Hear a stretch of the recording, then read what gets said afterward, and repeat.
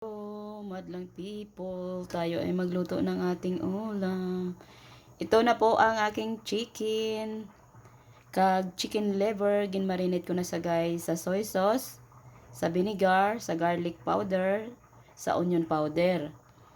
Ay magluto tayo ng chicken asado, my favorite.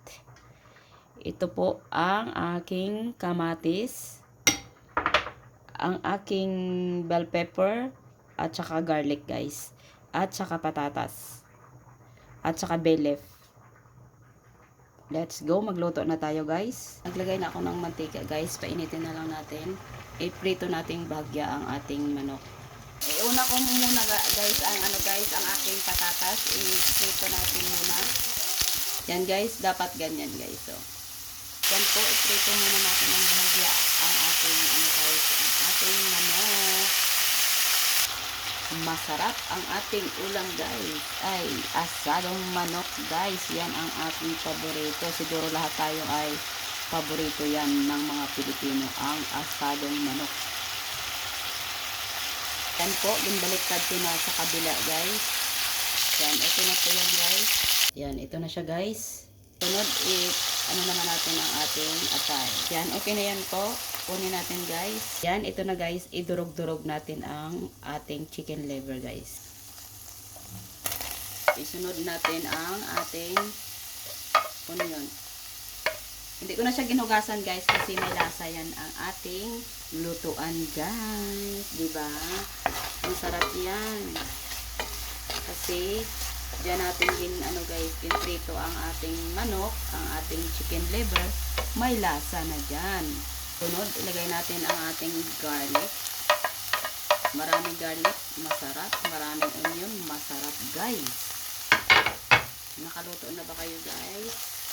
Thank you so much sa mga viewers ko dyan, mga supporters ko. Thank you so much. Kung may baser ako dyan, thank you so much din. Thank you so much. Yan, ilagay natin ang bell pepper.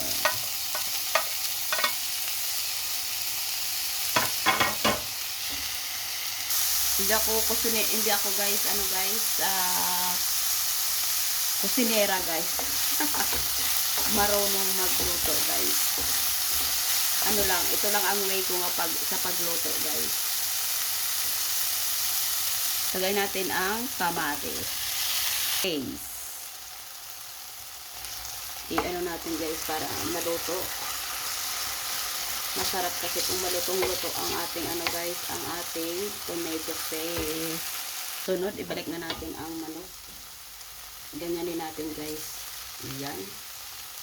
Ang ating manok. Para may lasa sa ilalim ng manok. Ang sabaw na ang ginmarinate ko kanina sa manok guys, ilagay natin dito guys para may lasa yan. At maglagay ako ng tubig kasi hilaw pa yan ang ating manok guys. Takpan natin. Ilagay natin ang bilip. Lagyan natin ang bilip. Yan, ilagay ko na guys ang aking kindurog-durog na liver. Thank you. Depende sa inyo kung anong pangpalasa nyo guys. Yan, kinuha ko na siya guys. Tapos ilagay natin ang ating patatas.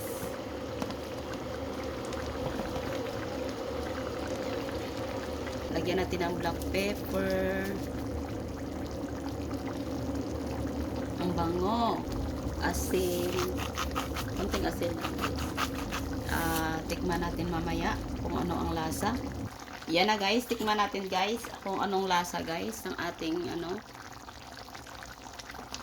ating asado. Magluto na kayo dyan. Ang sarap guys. Sarap kasi aking luto guys. Magluto na kayo guys. Okay na ang lasa guys sa akin.